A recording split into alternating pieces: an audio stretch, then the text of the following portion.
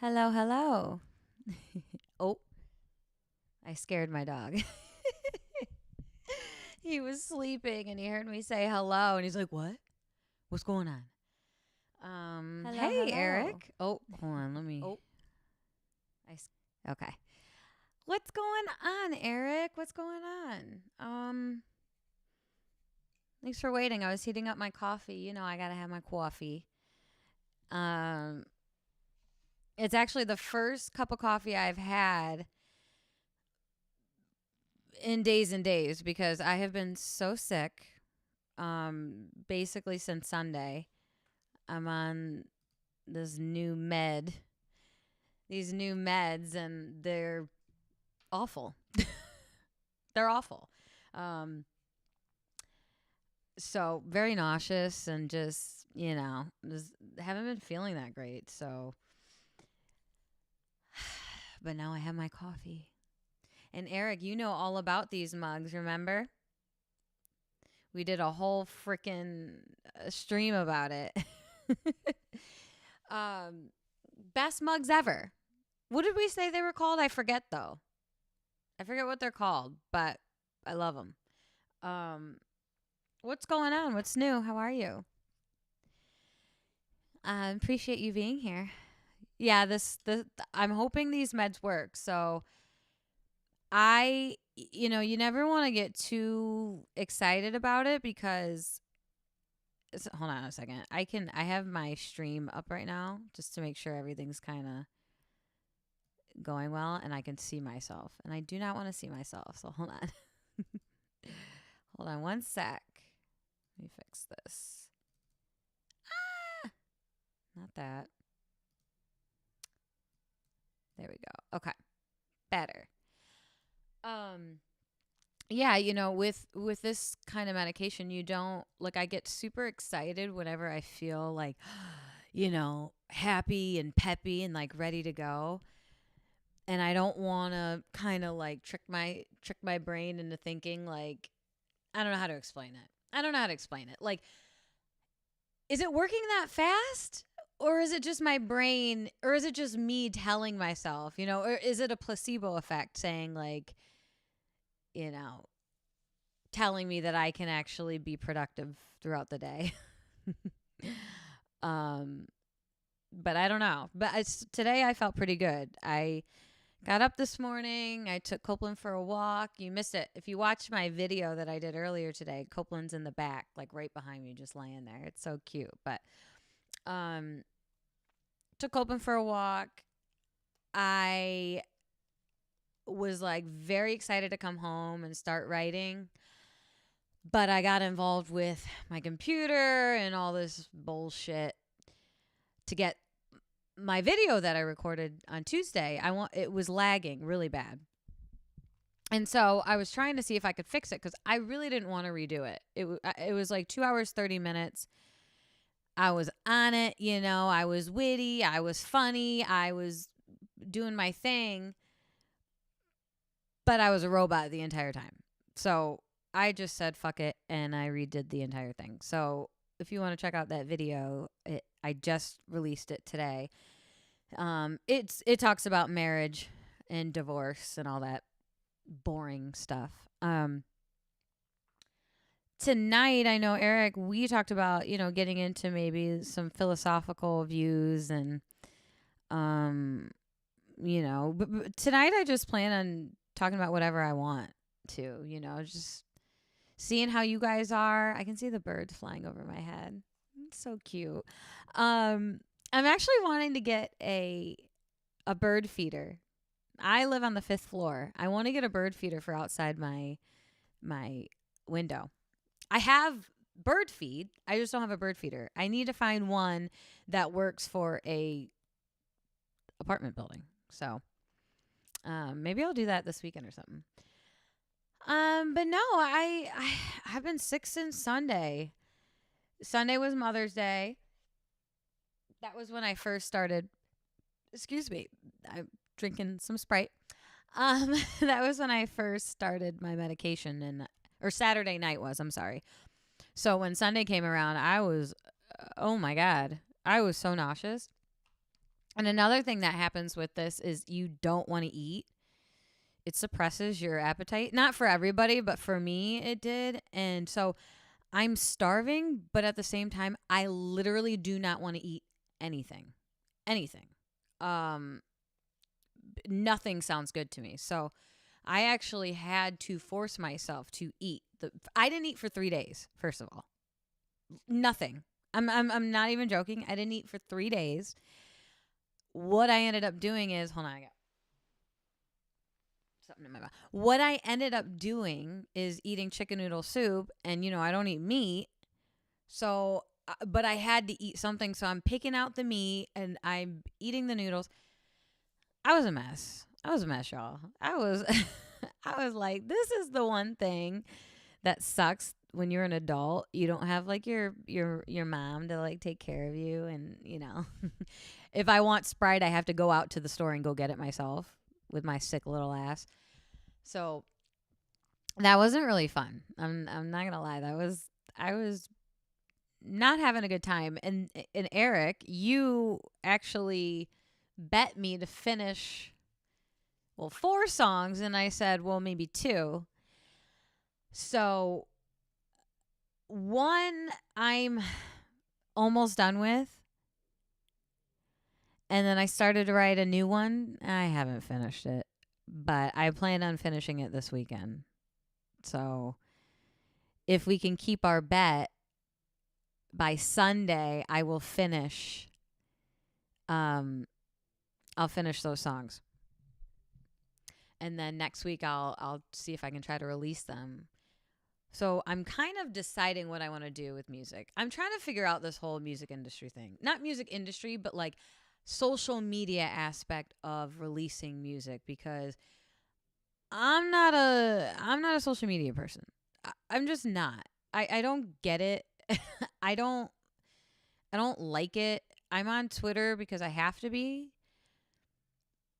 But for the most part, I really don't want to be on social media, but I have to be, right?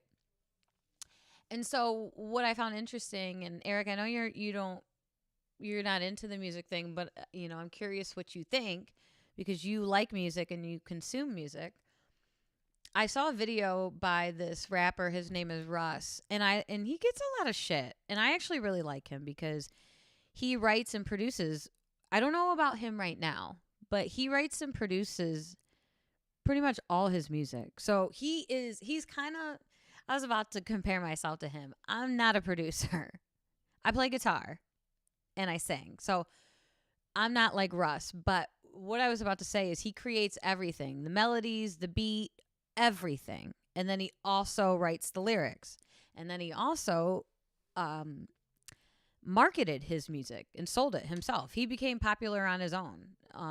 He got viral, I think, off of SoundCloud or whatever. Same thing with Post Malone. But he had made a video, and he's actually always kind of, sorry, I'm messing with my hair. He always gives advice to independent artists, musicians, and I really appreciate what he says. And today I saw something where he was talking about how,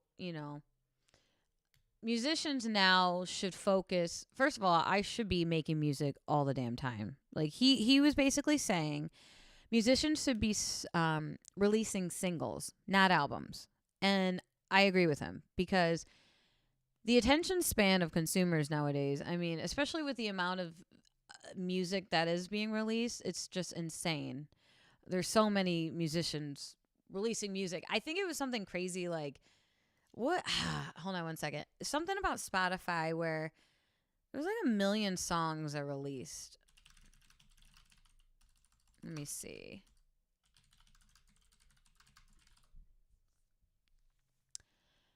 Um, 22 million tracks are uploaded in a single year on Spotify. That's insane. And so if you're someone like me who's an independent, like nobody knows who I am, I don't have a label, I don't have a, I'm trying to build a fan base. Like, how am I supposed to get my track listened to out of 22 million tracks, right? So basically what he was saying is you should release singles. And I agree, because people's attention span nowadays are just, it's very short, right? Back in the day, I would buy CDs, and I would listen to the whole thing. I don't know how you were, Eric, but like, I actually enjoyed listening to the entire CD. I still do. Like, my mom and I love Blink 182's album California. As soon as it came out, boom, listen to the entire thing. Hold on. I wanted you guys to see my blue light, but it's light out, so you don't need to see it. You can barely see it. But he also said, while you're releasing singles, you should have like 13 tracks ready to go for an album. So I'm like, Jesus Christ, this dude is just like making song after song. I'm not sure if I can do that. But I think, Eric, with our bet, I should be able to do 2 songs a week. Doesn't mean they're going to be good songs. But my goal is to finish writing 2 songs a week. And, we'll see how it goes. Then, by the time a month goes by, I have like a nice little chunk of music for an EP or whatever. So anyway, I've just been thinking about that all day, and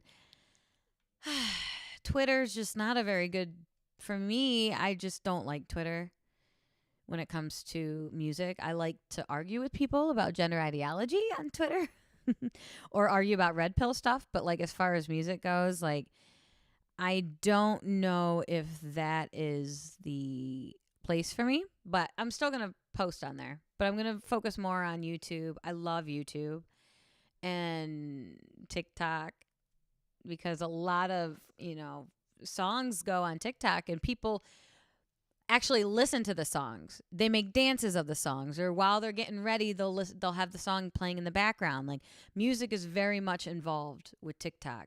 Twitter's not the same. Twitter doesn't do that. You know what I mean? So I'm just kind of trying to figure out, where I'm at. I love streaming. This is fun for me. Like, I could do this. I could make this a thing. What do you think, Eric, about me playing music while I'm streaming? Because that's been something that I said I was going to do, and I really want to do it. But if I were to do it, I'm going to set up, because right now I'm sitting on the floor. Like, it's very hard for me. I was going to go grab my guitar. I would have to set up a little area so I can play guitar or whatever. And make sure when I'm singing, I'm not like blasting in your ear, because I like to scream. What do you think about that, Eric? I might actually start doing that. Start, making it a music stream, but also, talking about the stuff that I want to talk about, politics and all that.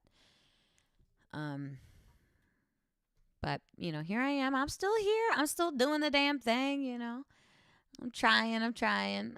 Eric, you're a single song at a time kind of guy. Yeah. And I think a lot of people are. So I think I'm going to focus more on that instead of, because right now what I'm working on is an EP of, I think I said 10 songs.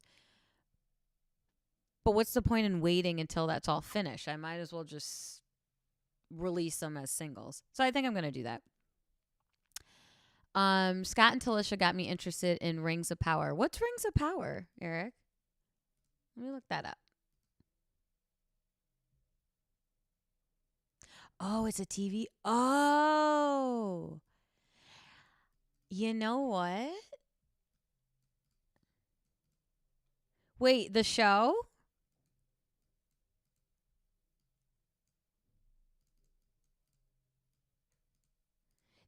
Have you started it? I haven't finished all the Lord of the Rings movies. I watched, what's the one? Shit. I've seen The Hobbit, and then I think I just saw the first Lord of the Rings not that long ago. So I loved it. It's not because I didn't think I'd like it. It's just, never, me. I like movies like Tarantino and horror movies, dramas. But so I just never got around to watching it. But I watched the first one a couple months ago and I loved it. I thought it was great. Long as fuck, but it was good. Did you like the show, Eric? It says that people were. It says that people. It didn't get the accolades like it should have. I guess people didn't really get into it, but that doesn't mean anything. People like the dumbest shit. Some of the shows that people watch, I'm just like, what? This isn't funny. Like, this isn't funny. I don't know why people think it's funny. But people like what they like. I'm an avid 90 Day Fiancé fan. I love 90 Day Fiancé, even though I haven't watched it in a very long time. But like, I've been watching it since it started. Boo boo. Darcy's my girl, so I can't really talk shit too much because I watch some weird ass shows. But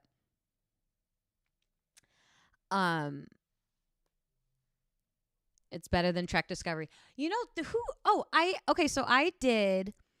I was on a friend of mine's. You know what? Fuck this. Watch me do this. Watch me just fix this shit right here and boom.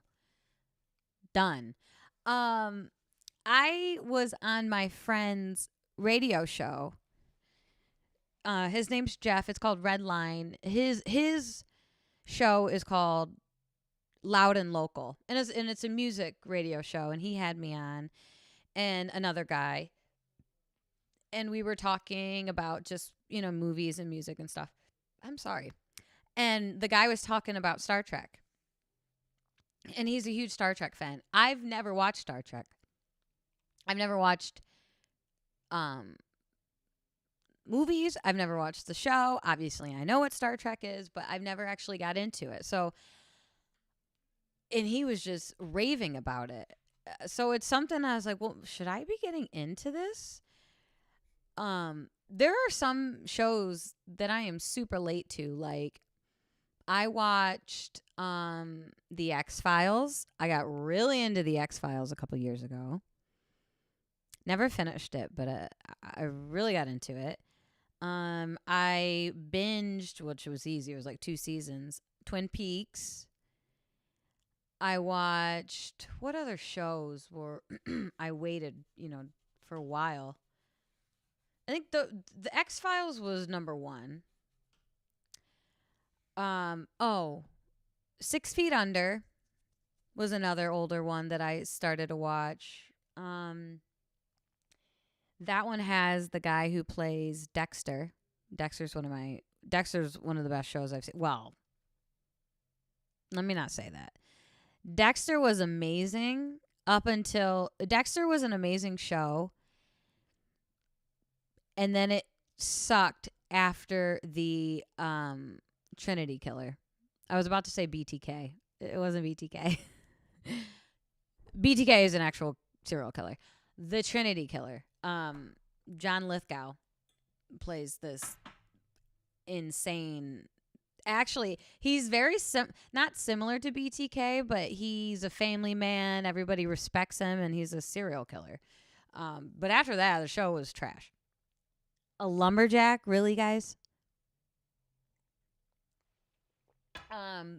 6 Feet Under, and then there was another one. Oh my gosh, what was it? Oh, Sopranos. That wasn't the one I was thinking of, but Sopranos I started. I never finished Sopranos, but I'm on season 3. I just haven't. I stopped watching TV shows after a while, but I would like to finish Sopranos because I actually really did like that show. Eric, have you seen The Sopranos?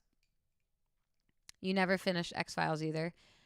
Did you not finish it because you didn't like it, or you just never went back to it? Because for me, it wasn't that I didn't like it. It's just there were at the time that I was like watching it, I think, other shows were out, like Better Call Saul and Breaking Bad. So those shows are incredible. So, I mean, I'm sorry, but it's Breaking Bad. Like, I have to watch that. There was another show, though. I keep thinking Lost, but it was, what's the show with the 2 guys? I don't know if they're brothers or not. And I think it's still on. And it's like a supernatural. I'm like, what's that supernatural show? Supernatural. I'm pretty sure it's Supernatural, right? Have you heard of that?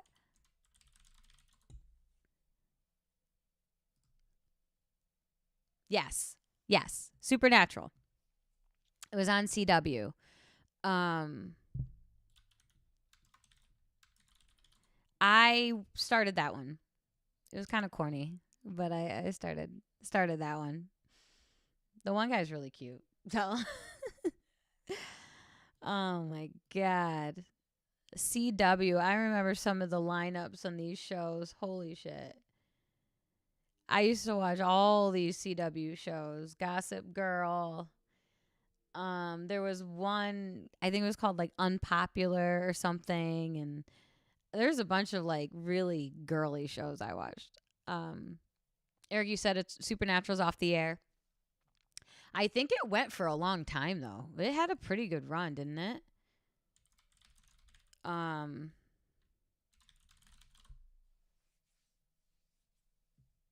15 seasons. When did it go off the air? 2020. So 2005 to 2020. That's a good run. It's a really good run. But you know what's hard when you see like shows like Supernatural? I'll never finish it because 15 seasons, like no. My sister loves Grey's Anatomy, and that shit, it's just there's too many seasons. Or like Doctor Who. Like, do I start from the very beginning? You know what I mean? Do I just jump right in? Isn't there like a female doctor now? Is everybody mad about that? I'm not. No. I've been watching. I stopped watching TV shows, like I said, but lately, just to get some like lighthearted stuff instead of crime shows all the time, I started the Mindy Project. And that's Mindy Kaling from The Office. And it's cute. It's not like there are some hilarious parts. So I really like Mindy, but I think the people around her are what make or they're the ones that make the show. It's the same as the show New Girl. New Girl is the one with Zoe Deschanel. She's terrible in it. But all the characters around her, Nick, Schmidt, Coach, like all these characters, they're hilarious. So that was a show that I really loved. That's 60 years. Exactly. Like, where do I begin with Doctor Who? I would love to get into shows like that, but like, I don't have 60 years to go through. Like, I don't have that much time. The only shows that I've been watching that have been on for a very long time are shows like The Simpsons or South Park. I take breaks from them. You know, it might be a couple years, so I might have to catch up to the seasons. But for the most part, I've seen all. I've seen more South Park than I have Simpsons, but I've been watching The Simpsons way more lately. I've been going, but the thing is, I always go back to the seasons I love. Like Simpsons seasons 4, 5, 6 are incredible. Though I feel like that was South Park too. It's always like those middle seasons that are so good, that you end up going back to. But Doctor Who is the British Star Trek. Yeah. Do you like Doctor Who, Eric? Like, is it something people should get into? The ninth or 10th Doctor are the more modern. Okay. Have you ever watched Sherlock with what's his name? Benedict Cumberbatch? That's a great show. He's so good as Sherlock too. And then his Watson is played by oh my god, what's his name? Great actor. I love him. I can never remember his name though. Martin Freeman, duh. Great show. That's a really good show. I never finished that one either.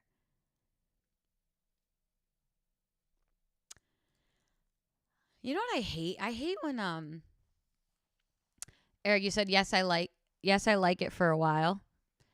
Um are you talking about Sherlock? The one thing though I hate when you invest in shows and then they just fucking drop the ball, you know? You invest all that time. So Eric, I'm assuming you don't watch Sex in the City. um but Sex in the City is one of those shows that I own the entire series. I love the show. I think it's a great, perfect show. And they just did a spinoff and they released it, I believe, last year. And it's called And Just Like That. Okay? So let me give you a brief synopsis. So at the end of Sex in the City, Carrie is one of the main characters. And she finally gets the man of her dreams. The very end, he meets her in Paris, and they're supposed to live happily ever after, right? And then the spinoff comes, and her husband's name is Big. They also made movies too. Her husband's name is Big John, but they call him Big. And in the first fucking episode, he has a heart attack and dies. So, people like me who are huge fans of Sex and the City, we've been waiting. Finally, this bitch got her man. She can stop talking about him. She can stop crying about him. She's happy. They're married. They got their gorgeous ass multi-million-dollar penthouse in New York City. And he has a heart attack on a Peloton bike and dies alone, by the way. And that's the first episode. It's like, okay. Why would you do that to the audience? We've been waiting, because I think Sex and the City is 6 seasons. We've been waiting 6 seasons, and Sex and the City ended years ago, all for you guys to just kill off the main guy. It just didn't make any sense. It didn't make any sense. And the entire show is very woke.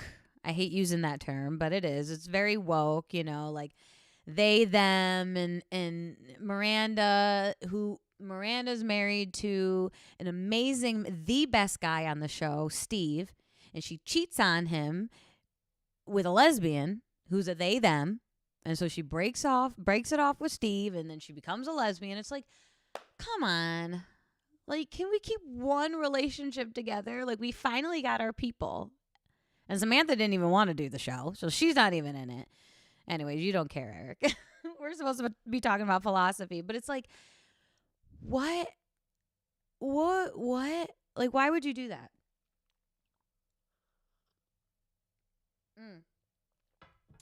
But my point is, like, you invest all this time in shows and then they just do that to you. It's like, no, stop.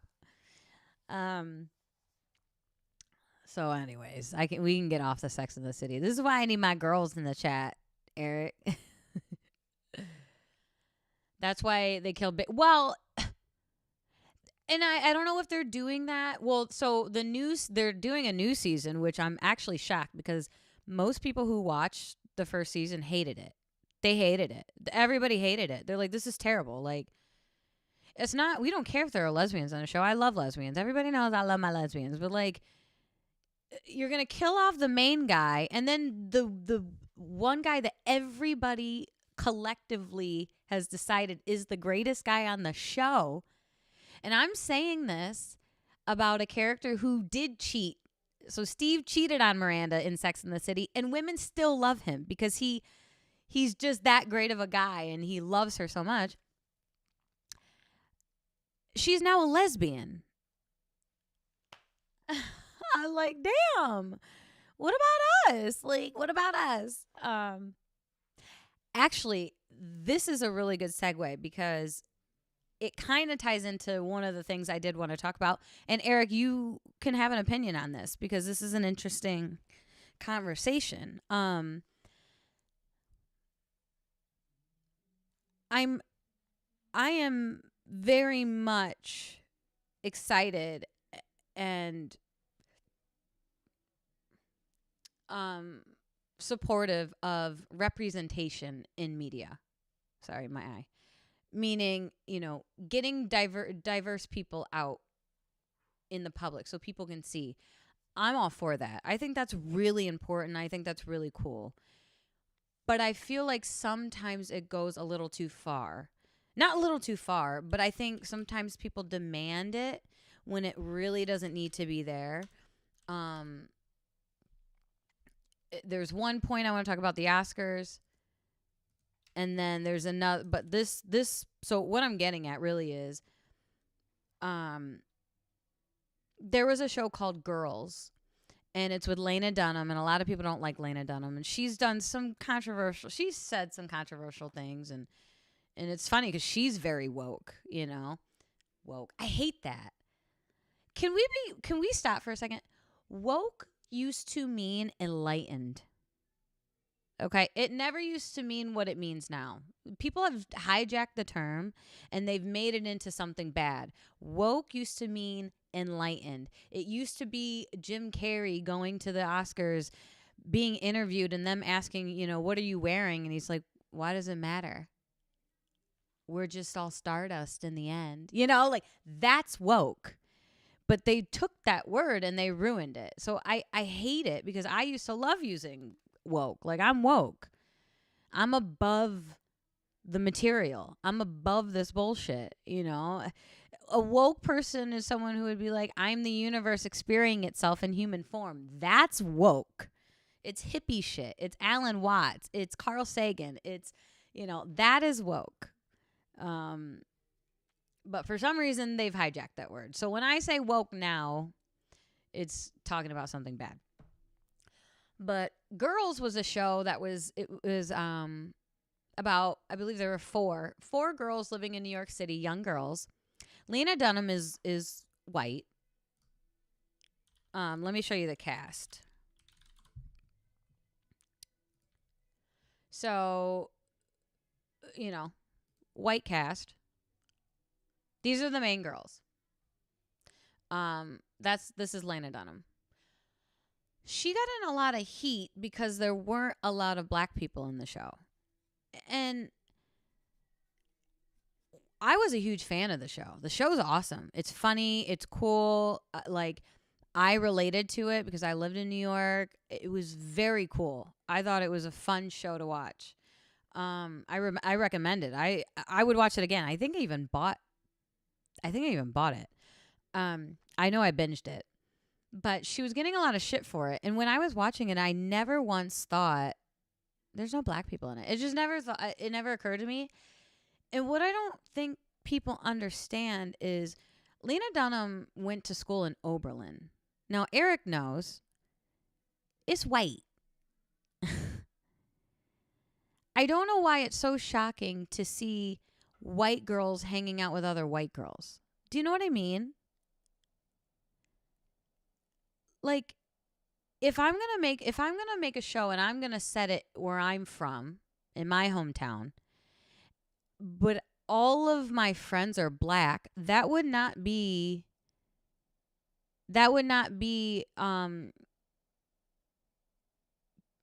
accurate because there are no black people in my town.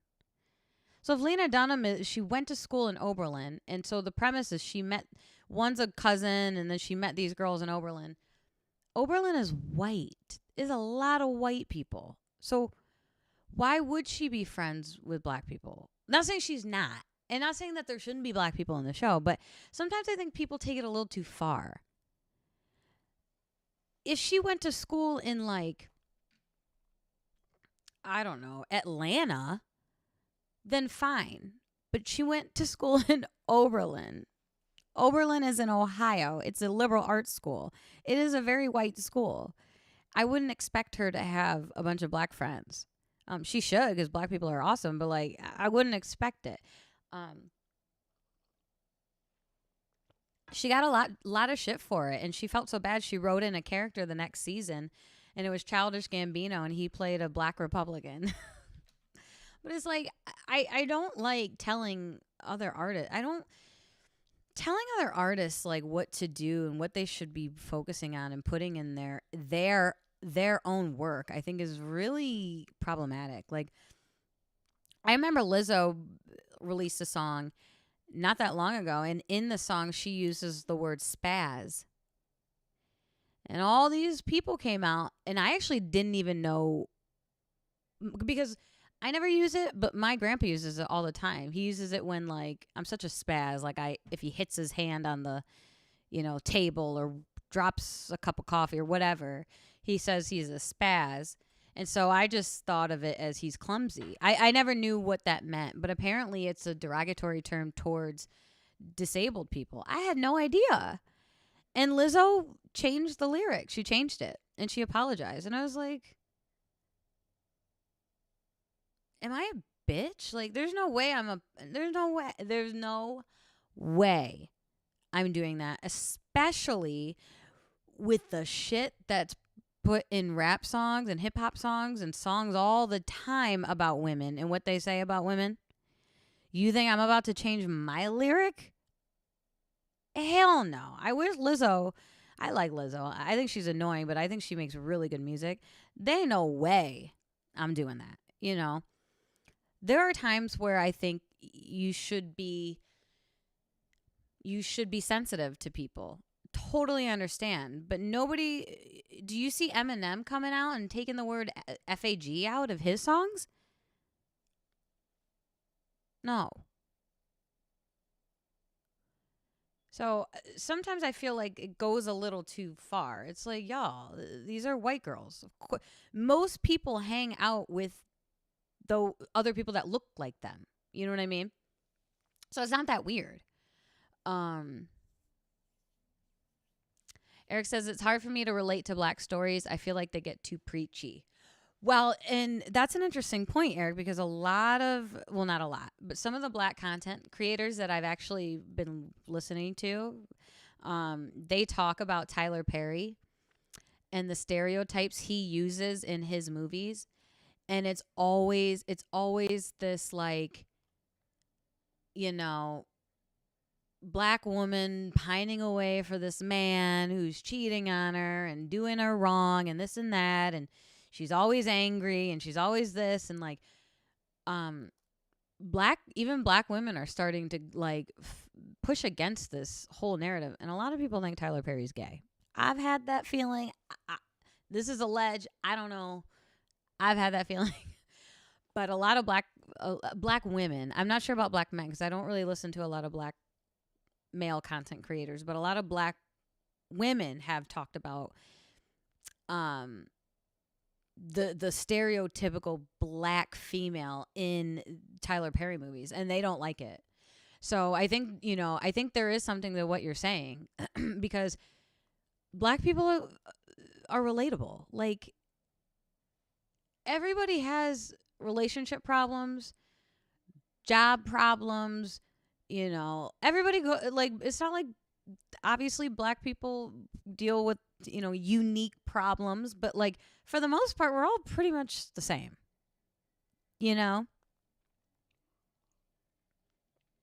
So I think it's time for like black creators to create stories, and people are, don't get me wrong. There are really great directors and writers coming out, like doing their thing.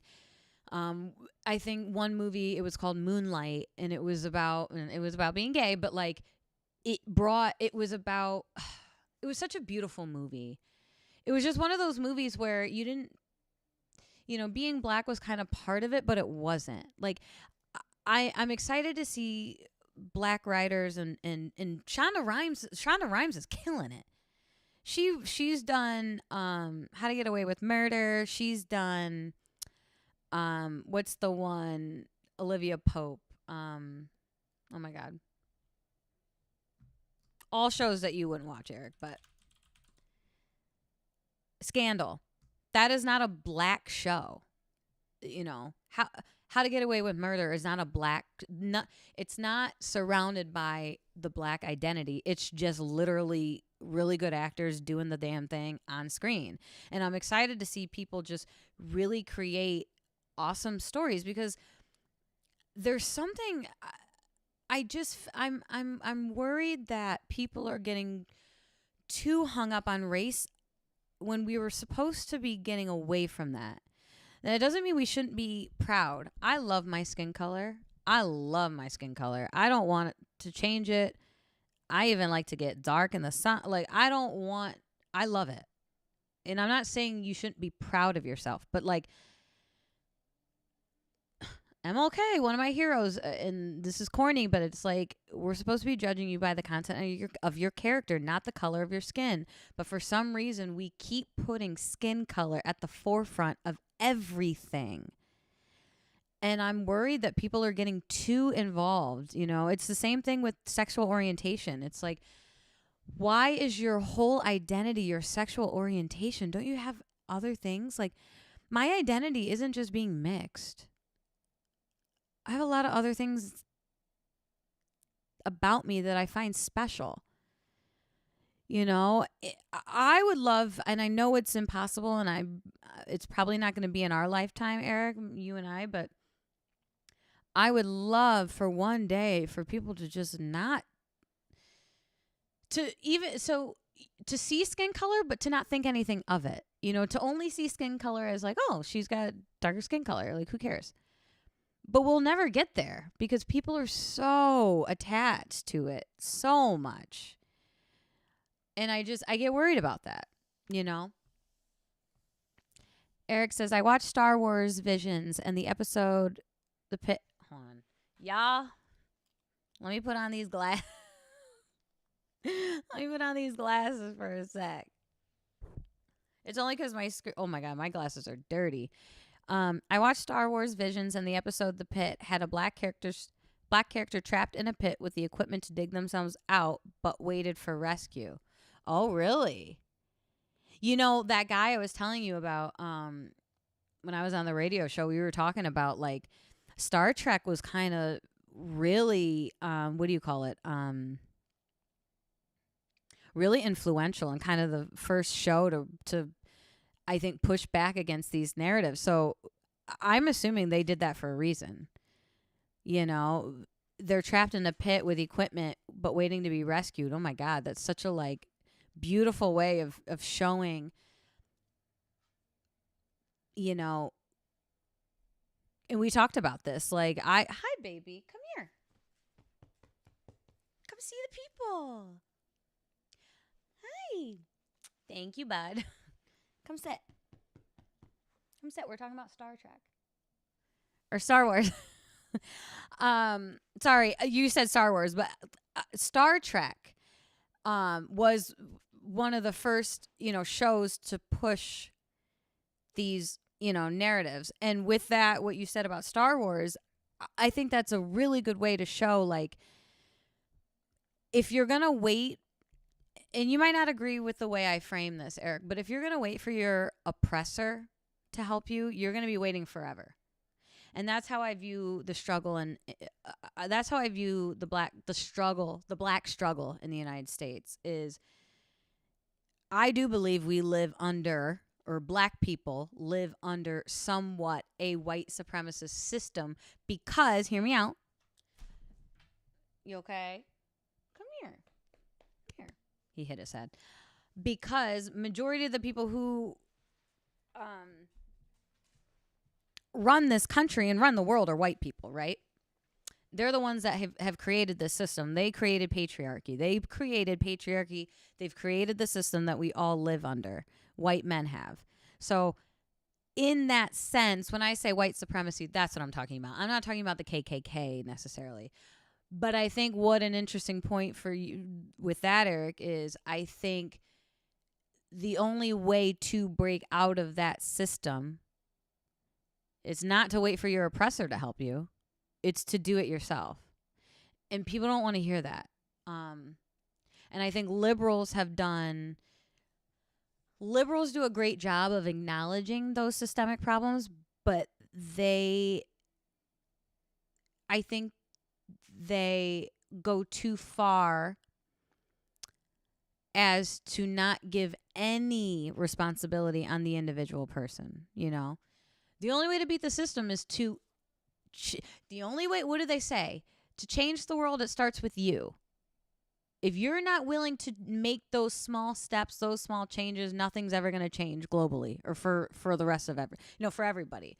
And I think that just comes down to, it comes down to a lot of things.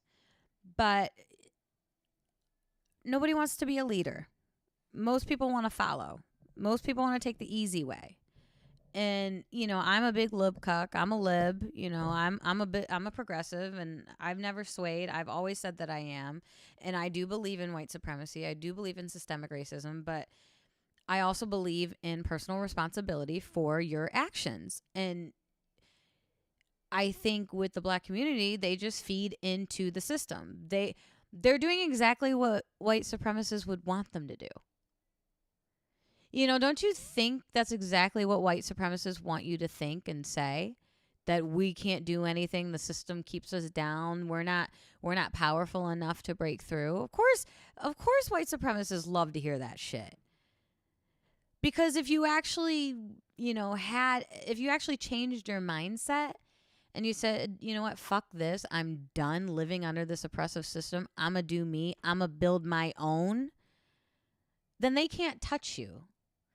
And then you threaten their power. That is how you get change. If you just accept where you are, and I'm speaking for me as well. Like, I am in this too, not in the white supremacy, but I mean like just being stagnant. I've been stagnant for a year. If you're just accepting that, then they've won. So I think there's something to that, Eric. But I get afraid. Yes, Eric, gaslighting. Yes. It's kind of like, and I don't think liberals understand that they kind of sound racist. Like, it's interesting because the voter ID laws was a really big debate. And I watched, my guy Destiny, who I love watching, he did a debate about it. And after I listened to it, I was like, ooh, this sounds a little racist. Like, the way people were saying, oh, well, Black people don't know how to get an ID. Black people can't afford an ID. And I'm just like, Black people aren't stupid. You don't think they can get an ID? You don't think they can afford an ID? And I know what they're trying to do. Liberals are trying to... I know what they're trying to do. But it just comes out wrong. It just comes out a little racist, You can't deny data. You can't deny stats. You can't deny all that. You can't deny incarceration rates. You can't deny that. We have to address it. And in order to fix the system, we have to fix ourselves. That's just how it is, And imagine people like Rosa Parks and Frederick Douglass and oh my God, who was I just reading about? There was someone else I was just reading about. Badass. God, I can't remember who it was. It was someone I had never heard of before. He was a slave, and I can't remember. But Harriet Tubman. Imagine someone like Harriet Tubman just saying, okay, I guess this is just my life. I guess I'm just going to live and die a slave. She said, no, I'm not. I'm worth more. I'm not doing this shit. You're not going to tell me what my value is as a human being, as a woman. I'm done with your system. And she did the damn thing. And she helped others.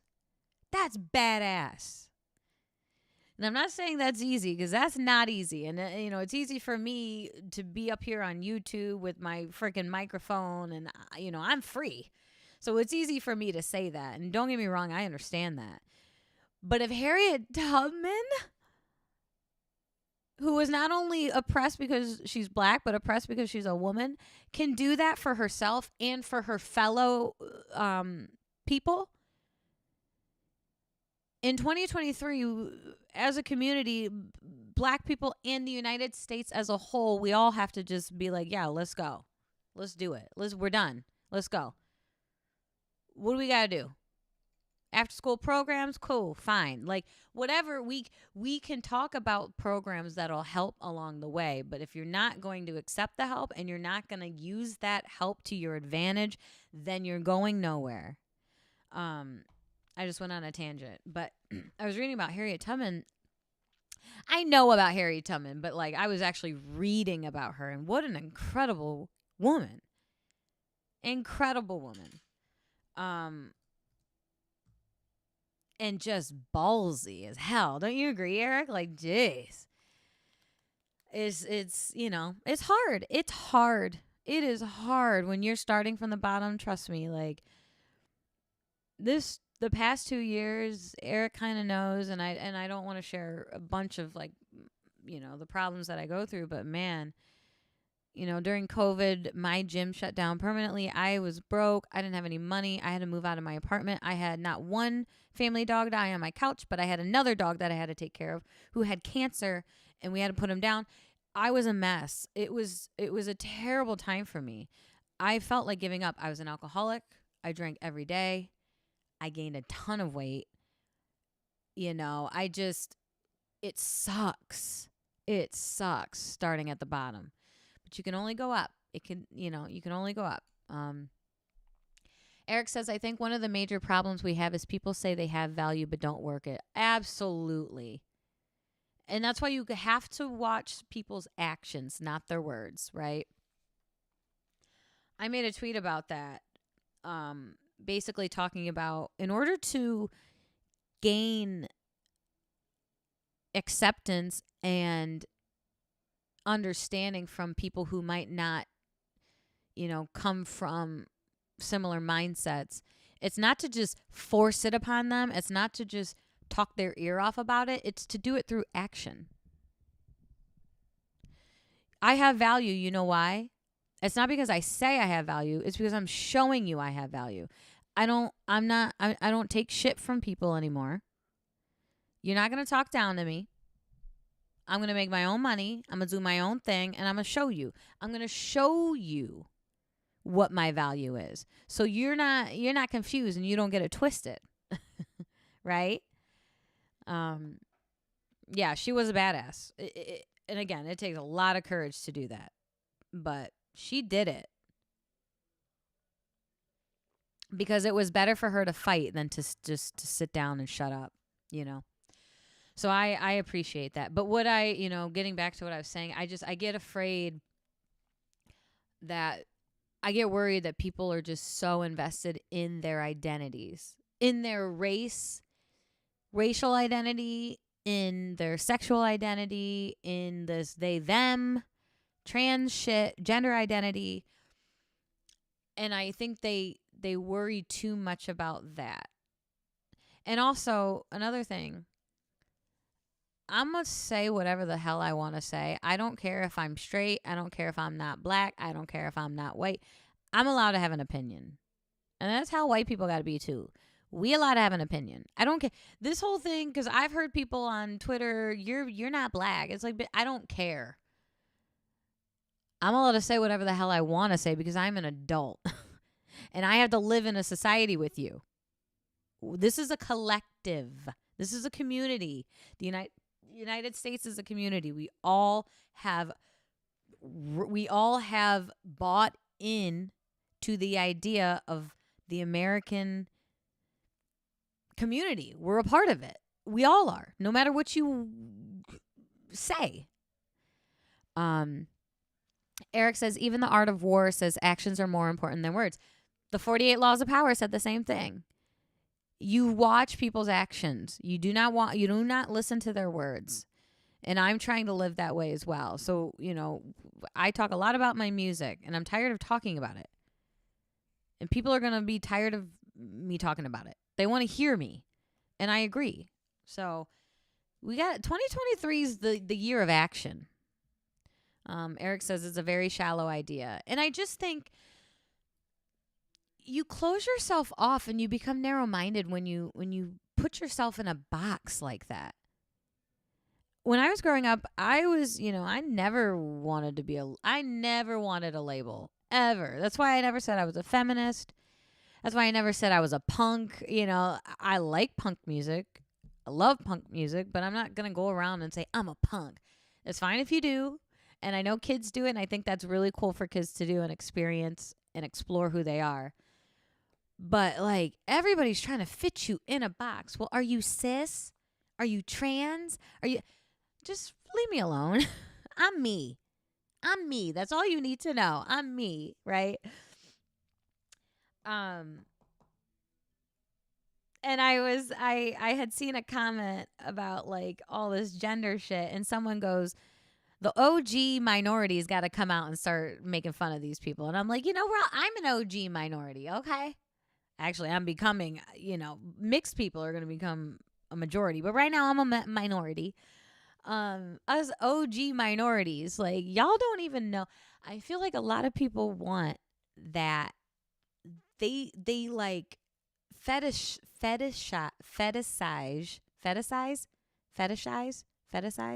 Jesus.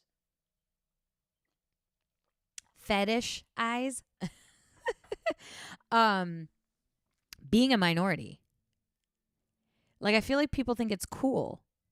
And I'm not saying it's not cool. I never thought about it as cool or not cool. I was like, I look different than everybody. Like, it was never like, I'm a minority. I'm special. Like, it was never like that. But I feel like people nowadays, they love it. Especially with this gender shit, because I don't know how many times I've heard people talk about trans women or most likely trans women are the group that are most likely to be sexually assaulted. And I'm like, that's just, first of all, that's not true. But also, like, why would you even make that up? I just feel like people like being a minority. Like, they want to be a minority. It gives them some kind of, like, edge. That's why we make fun of people who are non-binary. So non-binary means you're not a male, you're not female. Whatever.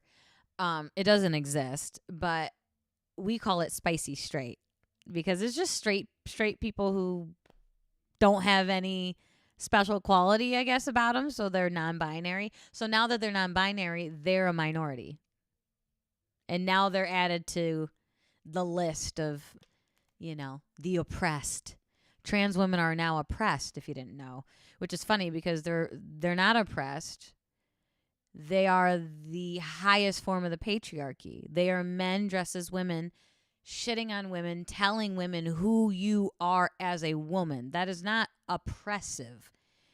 Have you ever seen a woman yell and say, or a black person, like, I've never seen this before. I've never seen a white person go to a black person and say, you don't know what it means to be black. You're not black. I'll tell you what it means to be black. I've never seen it. I've never seen a black person go to a white person and say, you don't know what it means to be. Well, you might argue otherwise. But, like, my point is, this is not oppression. And if it is, holy shit, the strides that they've made in the short time this has been an issue is insane. They've literally taken over every space women fought for decades. Women have been oppressed since the beginning of humanity. And trans women are women for a second, and they get all of our rights. Y'all ain't oppressed. I'm sorry. Like, you ain't gonna tell me you're oppressed. Like, it's just crazy. But I think there's like this like fetish. Like, I'm a minority. I want to be a minority. It's just weird. Like, it ain't. It's. I don't know what to tell you. Like, I guess. Like, I don't think about it like that. What do you think, Eric? Like. And even sometimes I feel like black people, they thrive in it. They love it. Some people, BLM, some people in the BLM movement made millions off of being oppressed and off of being a minority. So You know, you got to be careful with some of these people. There's this one guy, Dr. Umar Johnson, who's a black man. He's I forget what they call him, Hotep or whatever. He has been building a school. He's gotten millions of dollars in donations. He's been building a school for black children for 15 years. A couple months ago, he showed a video of himself taking boards off the windows. And everyone was all excited. You think he opened up the school? No. He didn't. He just took boards off the windows. So you're telling me after millions of dollars in 15 years, all you have done so far is take boards off of windows? Where's this money going? Where's all this money going? Because it ain't helping people. Anyways. I wanted to say something about The Little Mermaid because that was kind of a big thing. So, you know, The Little Mermaid is... Did it come out? Did it come out already? Is it in... I think it's in theaters next week, I think. It looks like it might be in theaters next week. And the actress who plays Ariel, her name is Halle Bailey. I don't know anything really about her. I know she's a singer. You know, that's not my type of music, so I don't listen to her. American singer-songwriter, and she's an actress, 23 years old. She got this role. And, you know, a lot of people were excited about it, and a lot of people were like, really? I never really had an opinion. Only that why does the cinematography look so terrible? Like that's really the only opinion I had. Like, why is it so like washed out? But I haven't seen the movie, so you know, I don't know if it's good or not. It could be amazing. She could be amazing. I have no idea. But a lot of people were upset by that. Now, I don't see a problem with it. Like, I don't think it's a problem enough for me to be upset about it. But I do find it interesting because someone had made a comment about growing up and watching Disney movies. And one of my favorite Disney movies was Snow White. I look nothing like Snow White. But the thing is, I never noticed. I never cared because kids don't think that way. Kids don't look at race the way adults do. Us adults put that on kids, and it's so unfair that we do that to them, and I hate it. But you know, so when I was growing up, I wanted to be Snow White. Who cares? I love Snow White. Now, I will say Brandy came out and she was in Cinderella, and I loved that. But again, it wasn't so much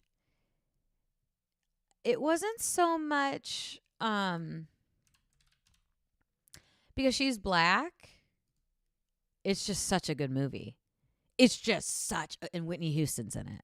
The music's amazing. And the guy is Asian. The prince, he's hot. It's just never, because I was a kid. So I could watch Snow White and relate to Snow White, and then I could watch something like Cinderella and relate to Cinderella. I never even thought about it. And I was like, oh my God, this prince is hot. Didn't even realize he's Asian. Brandy's gorgeous. Whitney's stunning. Bernadette Peters doing her damn thing. Like, I never even thought about it. Jason Alexander. Whoopi Goldberg was the wife of Jason Alexander. Or I'm sorry. Was the wife. Her son's Asian. Nobody cared. Nobody cared. I think because it was just a fantastic movie. So the problem I would have with this Little Mermaid, the only problem I did have is I'm so sick of Hollywood just reusing old stories. Like, can we get some new stories? Like, how many times are we going to redo these classics? You know what I mean? Eric says the only good live action movie was 101 Dalmatians. It was a great movie. Wait, is that the one with Emma what's her name? Emma Stone? 101 Dalmatians is one of my absolute favorite movies. It's actually the movie if I'm stressed or if I just want to relax and do like Sudoku, I put that on. I love the cartoon. I love that movie. And Copeland watches it cuz, dogs. I love that movie so much. Someone else pointed out an interesting thing that the first black princess was Princess and the Frog. And they were talking about how, like, of course, Tiana had to be this hardworking single black girl.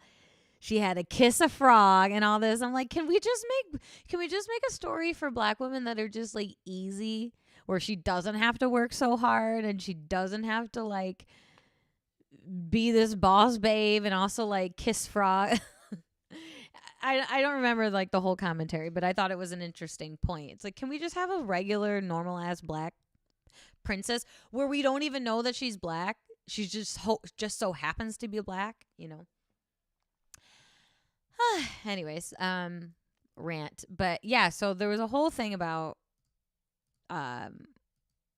Little Mermaid, and I get both sides. Because I understand black people wanting to they want to be able to see, they want to have, young black girls want to be able to go to the movies and see a character that looks like them. I totally get that, and I think that's important.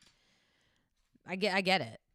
I would also love to see stories where it's not always a struggle for black people. Like, why can't it just be a loving family? And I don't know, Hopefully we'll get more in. Hopefully that will start to show.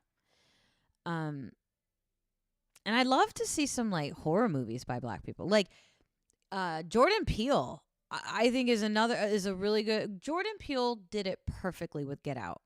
He used race, but he did it in such a clever way. I loved it. And unfortunately his other horror movies weren't so great. Us and Nope. I watched Nope not that long ago. Not that good. But I think he's a really good writer, so I'm hoping he keeps at it, Eric says it's the one that had the guy from House and the actor that played Mr. Wesley.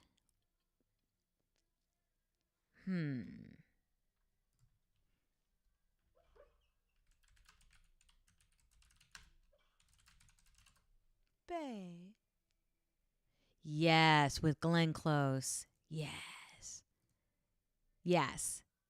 Who I love Glenn Close. She's one of my favorite actors. Yep, I know what you're talking about. Jeff Daniels. Man, maybe I'll watch that tonight. I love 101 Dalmatians. Mr. Weasley.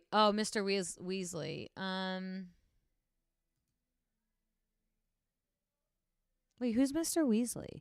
Who's Mr. Weasley? Oh, okay, Harry Potter. Oh my God. I was like, who's Mr. Weasley? Who's was Harry Potter? I was thinking Dalmatians. Yes. They're making Harry Potter into a TV show. I don't know if you saw that. People upset because everybody thinks J.K. Rowling's a Nazi. I don't know, Eric, if you ever about like everyone hates J.K. Rowling, right? Because they think she's transphobic. Did you ever actually read what she tweeted?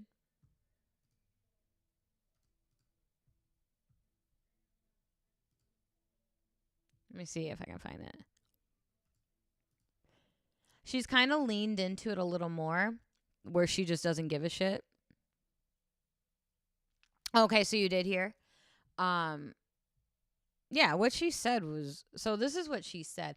And look, I have liked this tweet and I have retweeted this tweet 10, 12 times. I don't know what goes on, but this actually, I think it used to have 270,000 likes. Let me see if somebody's commented on it recently. Twitter deletes the likes.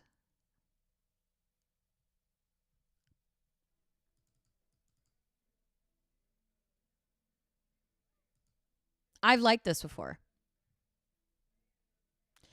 So this is the tweet that got her in trouble. If sex isn't real, there's no same-sex attraction. If sex isn't real, the lived reality of women globally is erased. I know and love trans people, but erasing the concept of sex removes the ability of many to meaningfully discuss their lives. It isn't hate to speak the truth. That is what she said. Actually, I'm sorry. That's not the tweet. Hold on. It was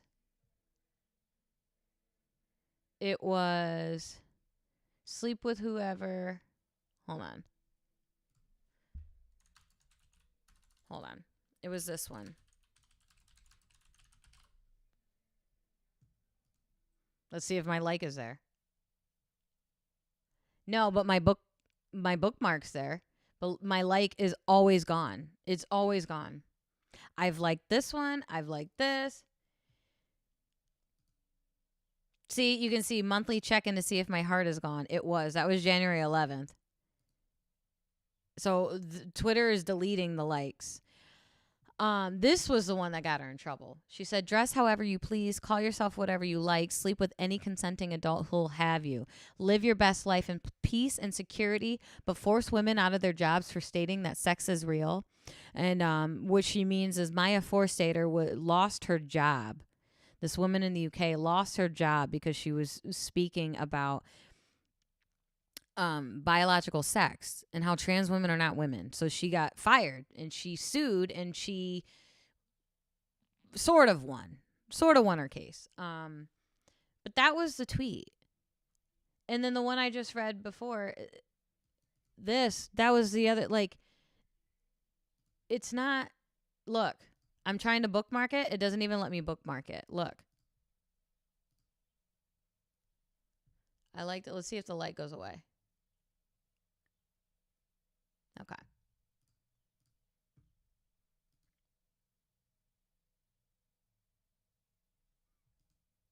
Yeah. So that's what people are getting mad about. We used to fight for we fought. Everybody in this country listened to gays and lesbians and said, "You know what? You guys are right. Love who you want to love. You're attracted to whoever you want to be. You are attracted to who you are attracted to." And majority of Americans, I think, on the left and on the right, I think conservatives they've kind of just accepted it. And gays and lesbians have fought for the same-sex attraction. And now we're at the point where you have to fight for it again, because now apparently you can change your sex. That's not possible. You can't change your sex. I didn't plan on talking about gender ideology. But that's what she said. She never even said anything transphobic. Nothing in that tweet is transphobic. It's true. Eric says that's not good, them getting rid of likes. I know. And obviously it's still going on. It's been going on since she tweeted that. And I'm not sure why. And a lot of people have been trying to get Elon Musk to like fix it, but it just I can't imagine how many likes that tweet would actually have if the likes were still there. Hundreds and hundreds of thousands of likes, I'm sure. Probably 1 million at this point, but you're probably wondering why I have the Titanic up here. So I was kind of going through YouTube to see if there were any videos like we could watch while I chit chat with you guys. And this is one of the videos that I discovered, I think, last year. And actually, no. This is a re-upload. Or this isn't the original one, actually. Hold on. Let me see if I can find. Hold on.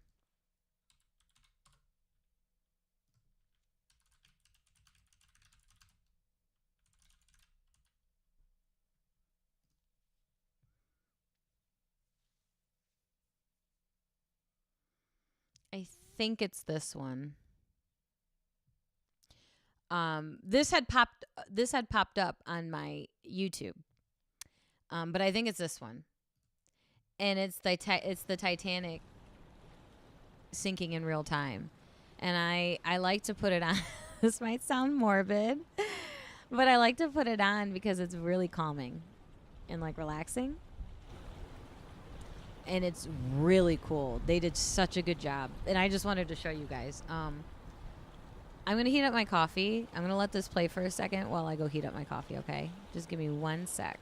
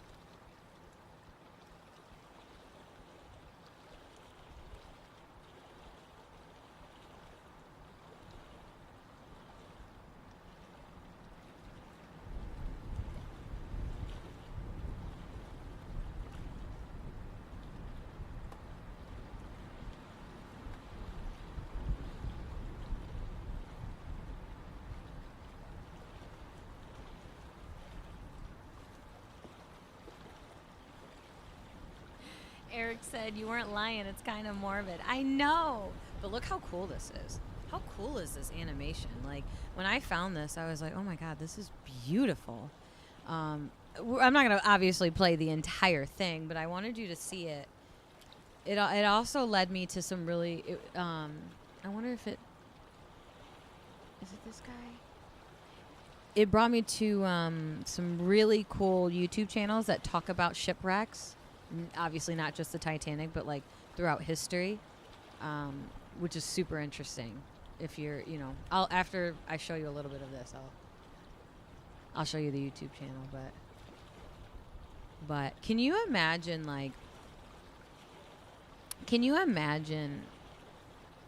this? Can you imagine this? Donovan! Oh my God! Sorry, I thought that was Eric.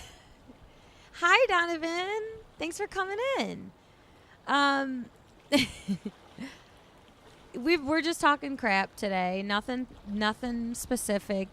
Damn, I wish you were here when I was talking about like the Little Mermaid and stuff. But I'm just talking, hanging out, talking about things, talking about some YouTube stuff that I found. Yeah, this is a little morbid for me, but it's so calming. You just listen.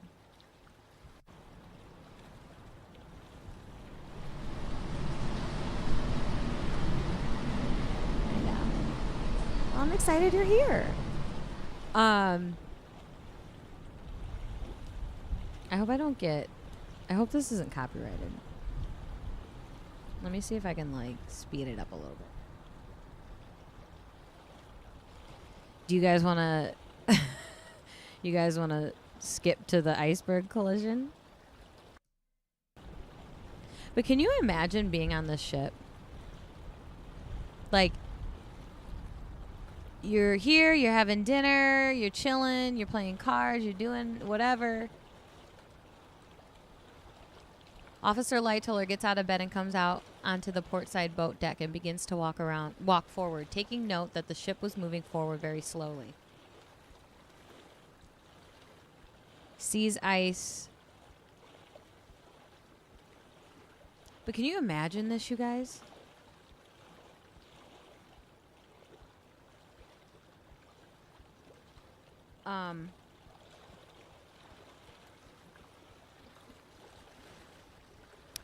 Eric says you need a white noise machine. I know, I used to have one.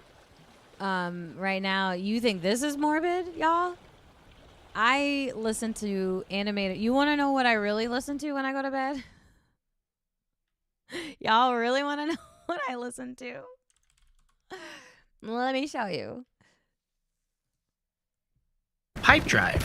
Easy and effective sales CR.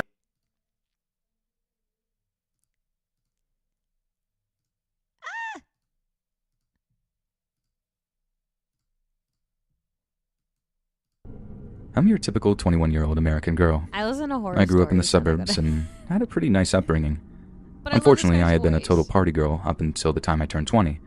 That was when I So I started listen getting my to stuff this. together. I And nearly he died of did- alcohol Mort poisoning does one the night, and despite animation. being surrounded by some of my friends, nobody even bothered to help me. Even when it was obvious that something was wrong, I'm not gonna lie to you, I was a really crummy person when I was younger. Y'all One of the know, things y'all know I'm creepy. You've known this about me. Like this isn't news. Wait, we missed the collision. When's the collision? When was the collision? Hold on. Y'all are distracting me. Oh, it was back in 5. Oh.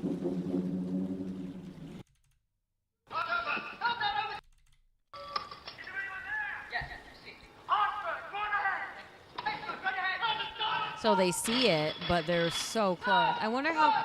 Does it say how close they? Do we know how close they were when they noticed? Donovan goes, "You're the only one I know who's like, yeah. Can we just skip to the death and chaos?" Well, come on, it's the best part. Would there's this like heart thing that's in the way, and I can't always see your guys' comment. I thought you just liked horror. You know I like my horror. You know I like my horror. But I'll be honest, like I've listened to that channel more to go to bed, and it's really relaxing, I'm not gonna lie, but sometimes the story is really creepy and I turn it off. Yeah, that's happened a few times. There was one story where it was about this guy who played video games. Oh, no, I'm sorry. Him and his friends were in this like group chat online, and they would share disturbing videos to each other. And one random person, it wasn't a friend, it was someone who like got into their chat, sent a video, and it was of a girl. And remember, this is animated. It was of a girl hanging from the ceiling, but like her hands out like Superman and her legs back. So she's from her hands are tied on the ceiling, and her like she's, parallel like this. And the guy's torturing her. And this was one of these animations. I had to turn it off. I was like, this is not comforting. So I did turn that one off.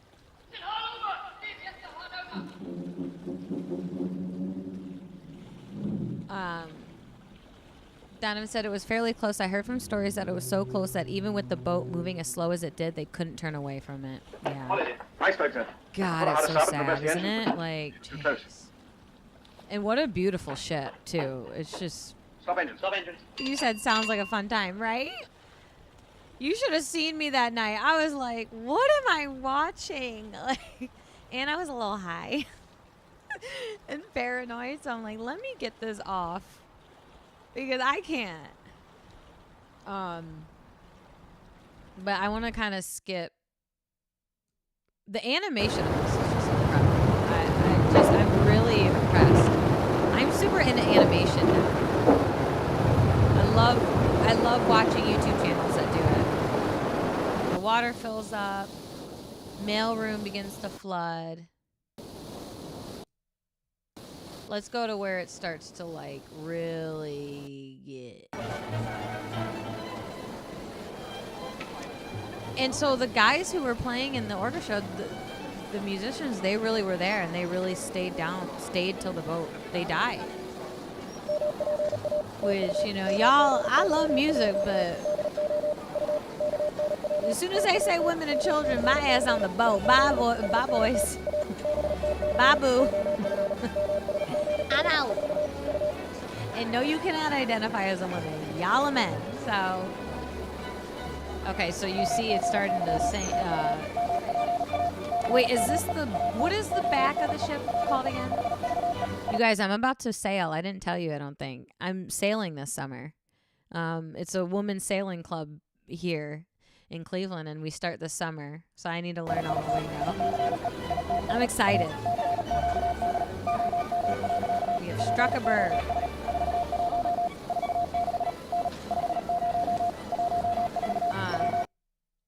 Do you know what I was going to call the back of the boat? The butt.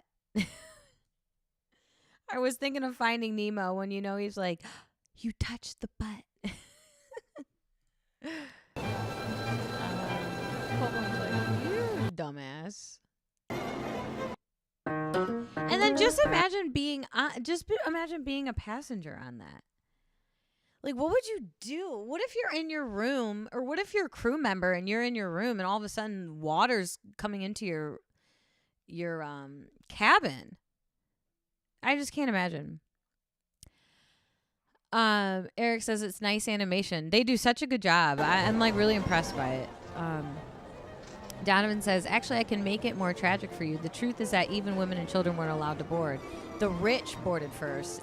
Great point, actually. Donovan, Mark. Can I call you Mark? Great point. You're right.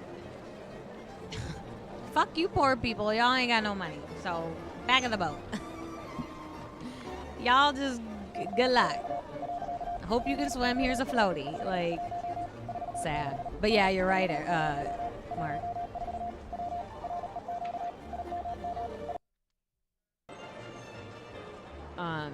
It's cool because it shows you how it starts to sink and then...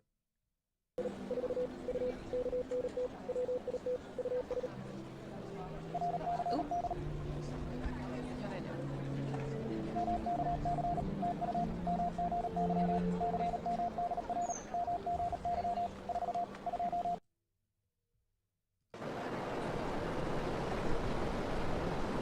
I hear signals from Titanic, but they are unreadable. I never, oh, hold on. Damn it. I went too far. I never read about the people who went to rescue them. I'm really curious about, their experience. Wait, I'm sorry. Nobody rescued them, did they? Did anybody No. Did rescue boats? I can't remember.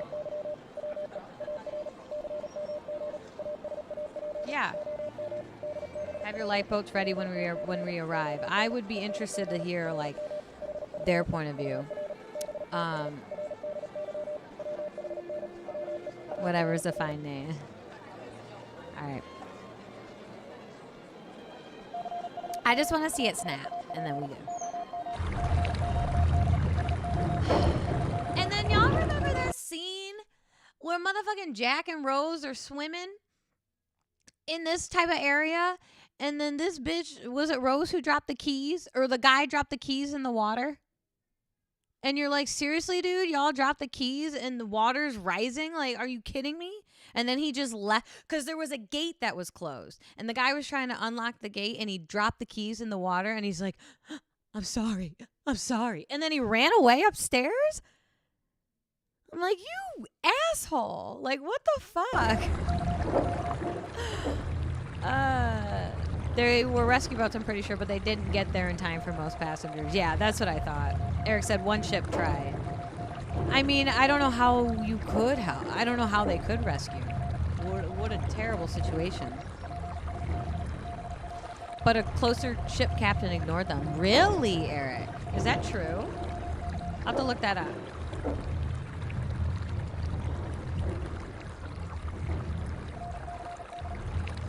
I wonder if he ignored them or if the signals weren't coming through, because it did say that the signals from the Titanic were unreadable.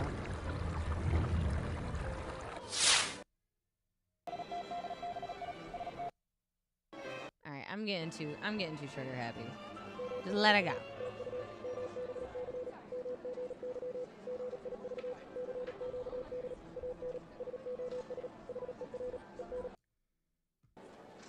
So anyways.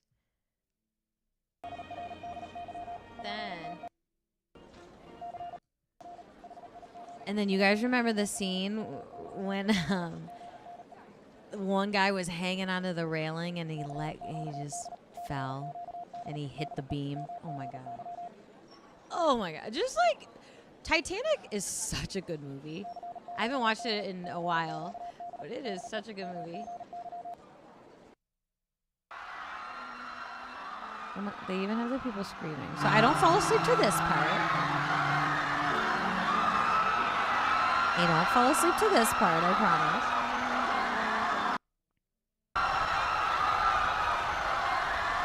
Sorry, guys. There it breaks. Now, and you can't even see it because all the lights. I mean, there it goes.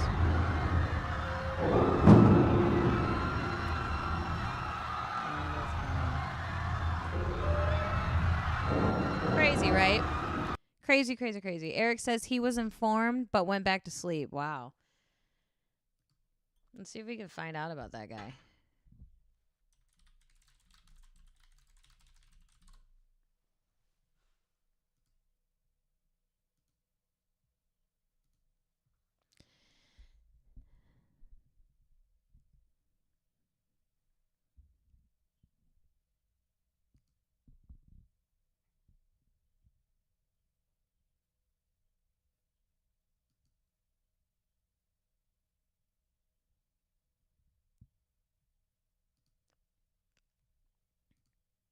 Oh, he looks like a Stanley Philip Lord was captain of the SS Californian, the nearest ship to the Titanic on the night it sank on April 15, 1912.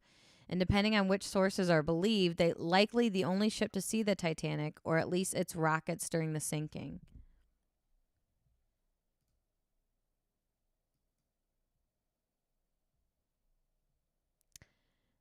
Over the course of the night, officers and seamen on the deck of Californian witnessed 8 white rockets fired into the air over a strange ship off in the distance.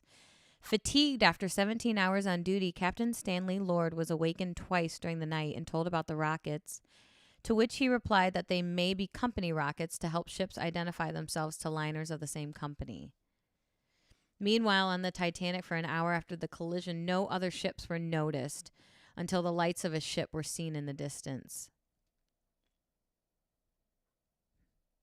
Nobody on the deck of the Californian saw these signals. However, they had also tried to signal the mystery ship, but were unable to get a response. So,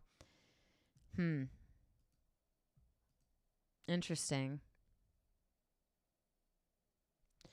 Throughout the night, no one on board the Californian attempted to wake their wireless operator and ask him to contact the ship to ask why they were firing rockets and trying to signal them until 5:30 a.m. By then, however, it was too late. The Titanic had gone down at 2:20 a.m. When she had slipped below the water, the sudden disappearance of lights was interpreted by the Californian crew to mean that she had simply steamed away. So they didn't even realize that she had sunk.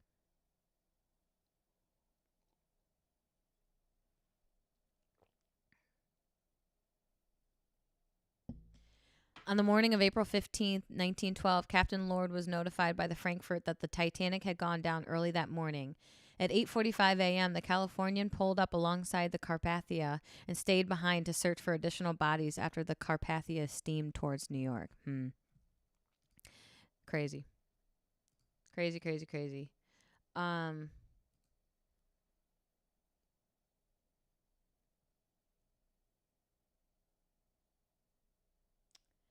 trying to find that YouTube channel that I was telling you guys about that I really liked. And he goes over like different shipwrecks. Ocean Liner Designs, I think it's this one. Yes. This is a really good, if you guys are interested, I'm not going to go through it, but if you guys want to know more about like other shipwrecks or just ships in general, This guy's a really good channel. I found him, I think it's because of that Titanic video. You know how YouTube is. Once you click a video, they show you other ones. So I found him, and he's done a really good job. I've watched some of his videos. There was one about a pirate ship that was really freaking cool. Ocean liner designs. So, but yeah. Interesting, right, you guys? Donovan says, sorry, I don't blame that guy for running out. He was preserving his life as much as he could. Anyone else would have done it. Yeah. Yeah. I mean, it's one of those situations that you have no idea how you're going to react when you're in that situation, you know? I know a lot of people like, oh, I would have done this. I would have done that. It's like, you don't know that. You don't know that.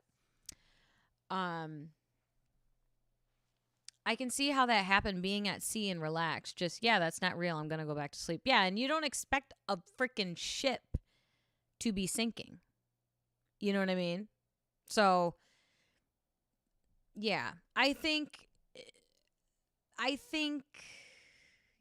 don't know. That's a tough one. I agree with you. And at the same time, I'm like, they probably should have taken a little more serious, but you know, we say that now because we know what happened. They didn't know what was happening. You're the only one who wants to know more about ships and shipwrecks, Miss Beautiful ADHD focus person. Thank you. Yeah. If you want something stimulating, look up Anna Music Pipe Dream. Anna Music Pipe Dream. You know me, I'm into all this dumb shit. I like to learn things that I've never, that I've never heard of or Ooh. Oh, God, don't get me into this. Don't get me into all this. Really? That's really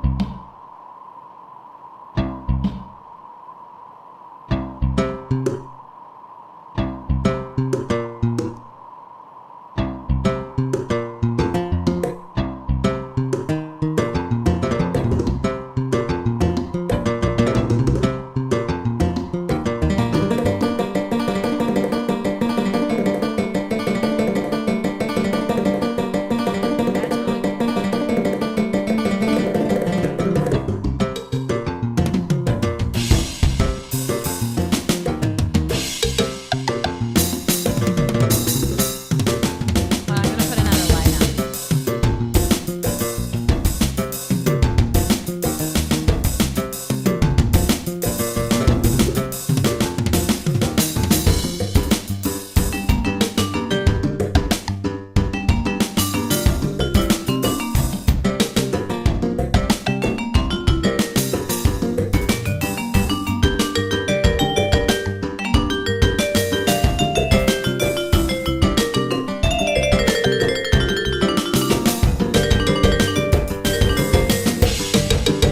I have the speed going faster because I don't know what's copyright and what's not.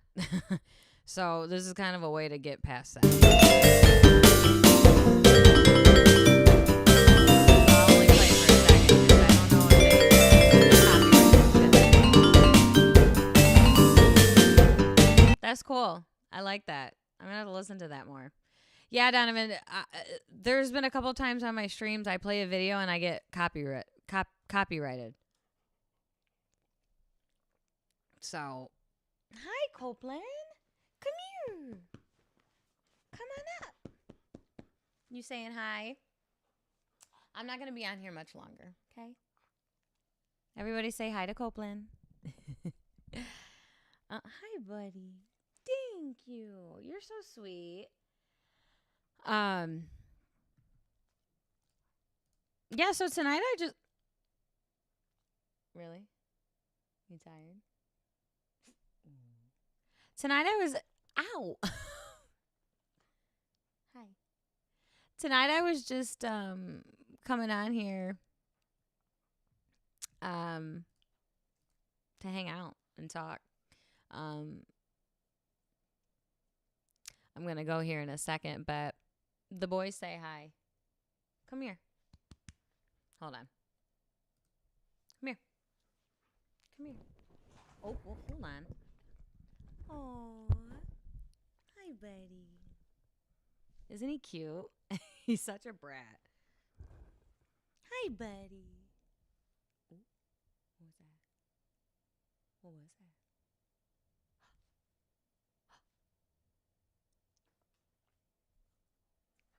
Yes. Okay, yes. No, sit. Don't put your butt. Copeland, sit.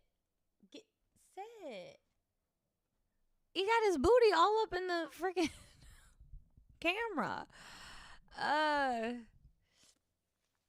Anywho, you guys, I'm getting a new camera, by the way. I'm hoping it's better than this one. Not saying this is my MacBook webcam. It's not terrible, but I found a webcam for cheap, and it's like really good quality. So hopefully on Tuesday, I'll use it. But yeah, no, I this was a fun stream. I just wanted to come on and talk, and I didn't want to be too political. And I had made a video earlier today, going through this podcast about, it's kind of like a red pill oh, here we go. Dude. No. It's kind of like a red pill podcast. So I went through it and oh my God, you guys. It was just all wrong. Like what I did is I played the video, went through what they said, and I just went to the studies and showed that they're just wrong. Either they're lying or they're ignorant to the facts. But anyway, so I did that. So I was like, you know what? I just want to chill with this stream. So yeah. So we just chilling. What's new with you, Mark? Do you know what I was watching all night last night? You guys are going to laugh. I was watching Maury compilations of You're Not the Father.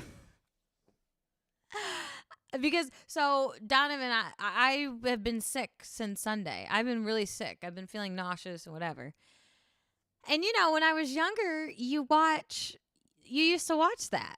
I used to watch Maury. I used to watch Montel Williams with my Sprite and my soup. And so that's what I was doing, like, the last 3 days, watching Maury on YouTube and eating soup and drinking Sprite and napping. Those shows are ridiculous. What movie did you watch?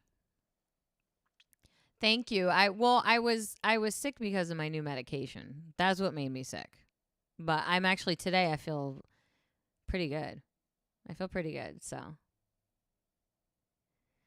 I know, doesn't it bring you back to being a kid? I was watching Jerry Springer too. Oh my God. I was watching Jerry Springer where it was a compilation of when the audience makes comments. First of all, the audience is so corny. But some of the things they say, I'm like, damn, y'all are just mean to these people. But it's funny.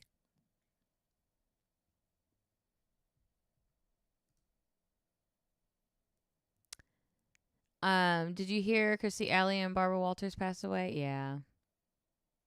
Yeah. Kirstie Alley,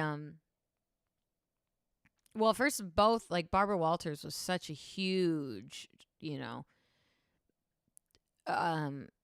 powerhouse when it comes to being a journalist. Babe, your butt. Nobody wants to see your butt. God. So, yeah, that was sad that she passed away. Kirstie Alley, she seemed like she had a lot of problems, too. Mark, you might know. You know them. Barbara Walters was... Hold on. 2020. She was on The View. I think she started The View. Or she produced it. And then Kirstie Alley was in Cheers. And among other things. What was the one movie that I loved? I actually really liked her. She just seemed like when she, later in her life, just when she's a Scientologist too. She's a Scientologist. Don't worry, Mark. Eric was talking about Mr. Weasley, and I'm like, who's Mr. Weasley? I was like, oh, duh, Harry Potter. She was in a movie. Is it It Takes Two? Yeah. This was my movie, y'all, back in the day. It Takes Two. I used to know every freaking line to this movie. Mary-Kate and Ashley Olsen. Oh, you watched After Earth? Was that good? I've never seen that. I want to watch a movie tonight, but I don't know what. I don't know what I'm going to watch. I need something good. See, now I'm getting all these. She Stole My Man. Now I'm getting all these. Hold on. Look at what I'm dealing with right now. Look at what I'm dealing with right now. Cope. Stop. He's already been out. We've already gone out.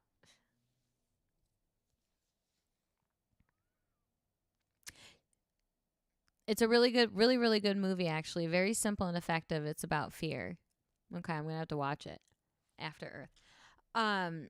Do you guys like Mission Impossible? Because there's another one coming out. I have not watched the last few. And I actually love Mission Impossible. Look, Tom Cruise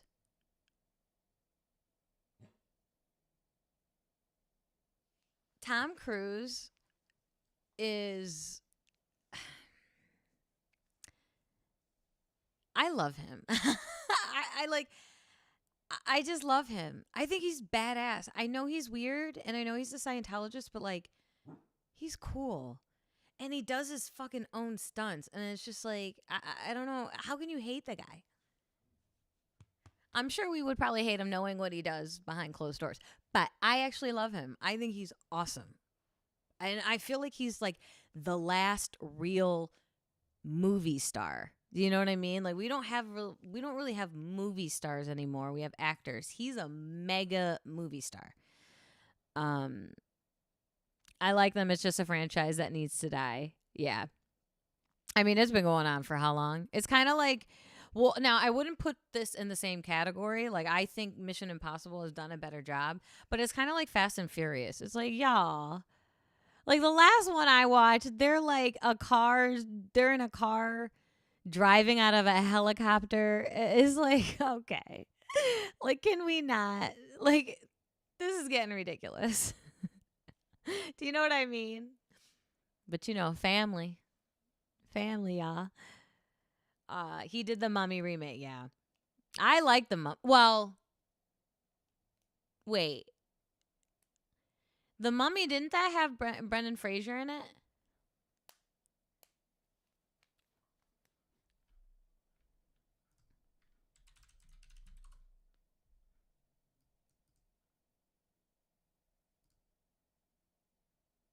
Which one are you thinking of? I remember the one with Brendan Fraser,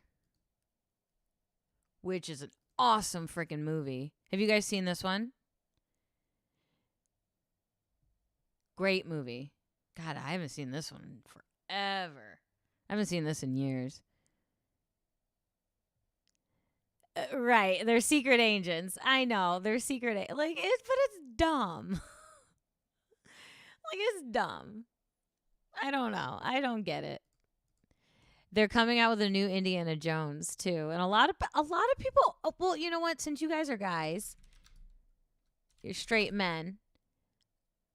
A lot of people were giving. God, I can't remember the actor's name. A lot of people were giving her shit. They were calling her ugly. Okay, Cope, stop. Stop. Lay down. Lay down. Phoebe Waller-Bridge. So she's, I think, like, playing opposite of the leading. I don't know. I think she's playing opposite of Harrison Ford.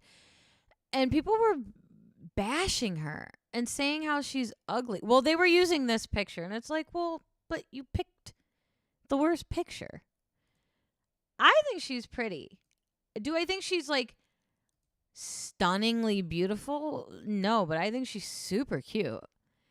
And maybe I'm a little bit biased because she's in the show Crashing, and I thought she was funny. I think she's pretty, but yeah, people were hating on her on Twitter, and I was like, this is weird. Like, do you guys not know what normal women look like? Are we that shallow now? She's a normal, pretty looking girl. What do you guys think? Like, I think she's fine. Eric says different movies that came out when they were doing the interconnected stuff. Okay, so I don't think I've seen. Donovan says they're always coming out with another Indiana Jones. Well, you missed the whole beginning of this when I said, can Hollywood just come up with new ideas? Like, I was talking about the Little Mermaid. I was saying my problem with the Little Mermaid isn't Halle Bailey, being a black mermaid. It's like, where are the new ideas? Like, it's boring. I didn't see Indiana Jones until a couple years ago. I think it was during the pandemic. I have a list of classic movies that I've never seen. Indiana Jones is one of them. I fucking loved it. I thought it was awesome. Another one is The Godfather. I've never seen The Godfather. But she's beautiful. I think she's pretty. Y'all are telling me you're going to kick her out of your bed? You going to kick her out of your bed, Eric? That's what I'm saying. I don't think she's like stunning, but I think she's cute. I just don't know why. Like, what? Everybody was shitting on her. They were saying she was ugly. But anyways, I thought she was okay. Yeah, no. Why can Hollywood just come up with new stuff? Attraction is only based on one person's perspective. Who cares about their opinion exactly? It's like, y'all, she's in the new Indiana Jones. What are you in? Like, I don't know what to tell you. I also just think we have like this really weird warped like idea of what beauty is nowadays. I don't know what he sees out there. He must see something. We'll see because you're not paying attention. You almost fell. I'm yelling at my dog. But I just feel like sometimes like people just don't understand what natural beauty is, But anyways, you okay, bud? Oh, he's gonna lay down. Maybe I'll lay down. Nope. Okay. I don't know what he's doing. What is it? What is it?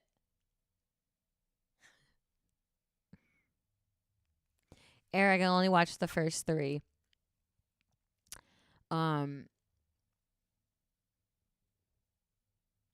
That's a conversation. Wait, what's a conversation? Me never seeing The Godfather or what? You are naturally beautiful. Well, thank you. Thank you. Beautiful versus pretty.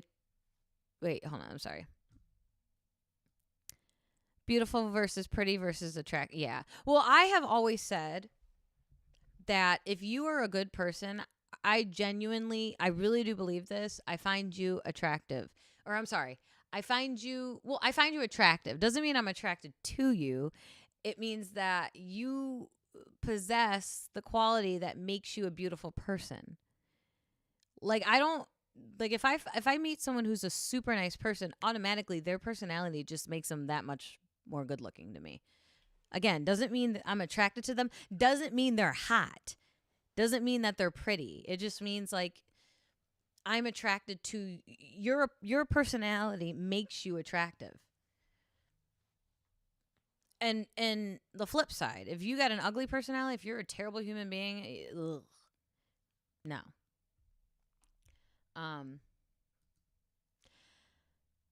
But I was gonna stay on a little longer, but my dog acting up. I don't know what he doing.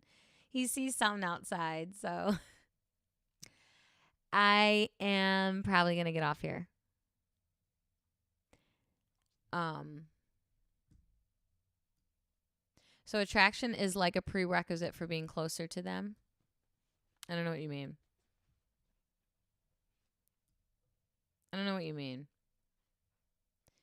What do you mean by that? What makes a person beautiful? I think for me, what makes a person beautiful, if we're talking like, well, I think that is subjective. I think that is subjective. Like, I can't tell you what makes a person beautiful because, we're all different, like you said.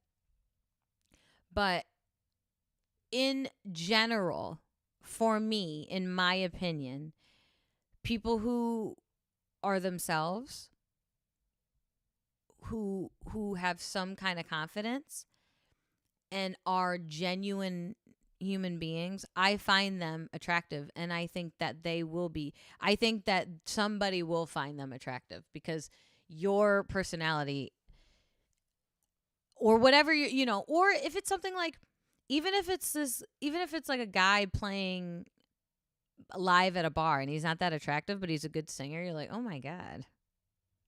Like, look at Prince. I'm sorry, Prince isn't that attractive. Like, if you actually think about Prince, he's cute, he's aight, but my God, dude could get any woman he wanted because he just oozed the confidence. It's not always about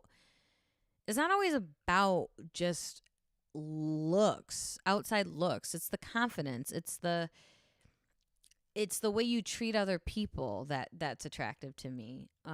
That's what I look for in a person, because if you don't have that, like, babe, y'all, he is giving me the saddest face. Attraction is just being defined by someone who you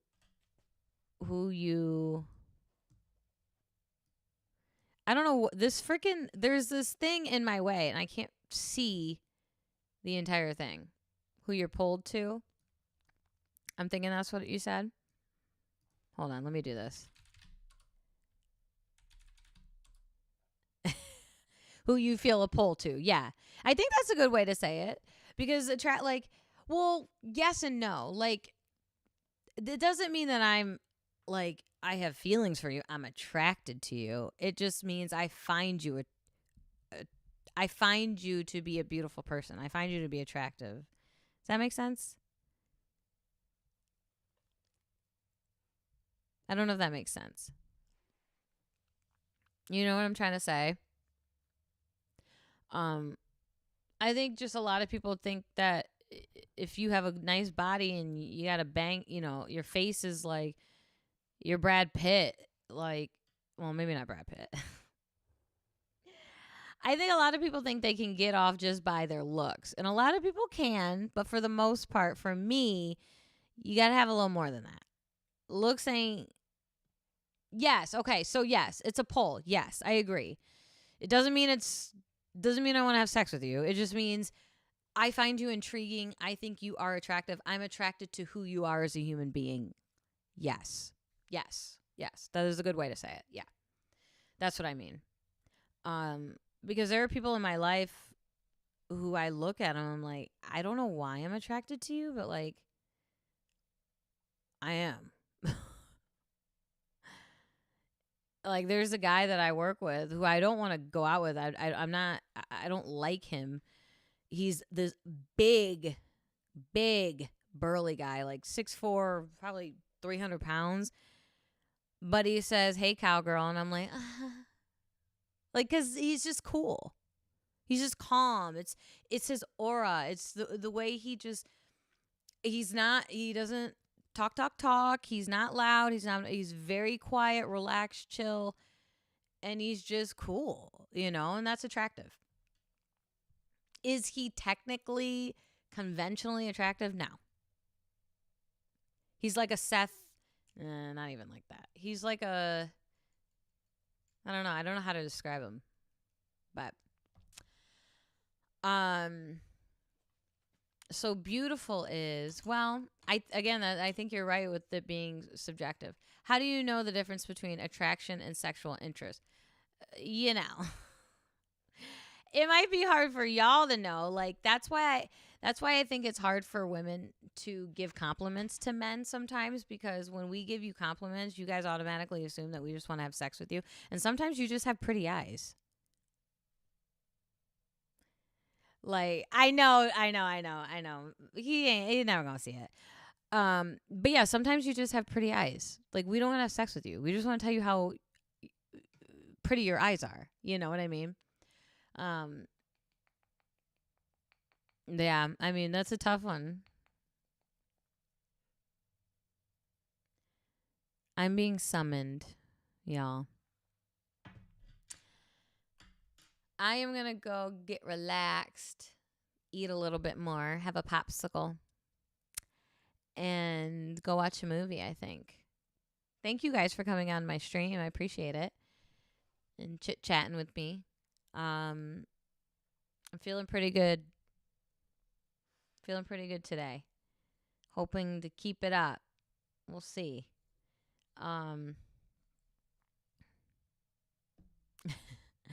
Don't go in the corner. This medication makes me friggin' tired. I'm in bed. I'm like asleep by 10 o'clock all week. Make it up. But anyways, you guys, thank you for coming and listening to me ramble, because that's all I did. I appreciate you guys. You know I do. I am going to be doing this every Tuesday and Thursday, so I'm going to keep it going. I got a stride. We're going to keep it going. We're going to keep that momentum up. 2023, right? Here we go. What of my death? You're fine. Suck it up, bitch. You're fine. You're beautiful, Mark. Relax. Eric, enjoy your night off, your day off. Enjoy your weekend, you guys. I am going to be streaming Tuesday at 6:30. So come on back, like we do. And if you ever think about things you want to talk about, let me know if something's on your mind, or if you read something that was interesting. I love to learn new things, and I really want to do a stream about the patriarchy. I know you guys aren't really interested. Well, you might be interested in that, but I want to talk about how it affects both us, both men and women, and how it's hurting men, how it's hurting women. I think it'd be an interesting conversation. But I didn't want to do that tonight because I didn't want to get into all that shit. And I didn't really feel like reading, So, yeah. Thank you for showing up. You guys always show up for me, and I really appreciate it. Hopefully we get some more people in here at some point, Somebody got to see this cute face and think, who dat? Let me follow. Anyways, I appreciate you guys. Have a great night. Have a great weekend. I will talk to you probably on my phone when I get off of here. Be safe. Be good. Don't do anything that I wouldn't do. Okay? Have a good night.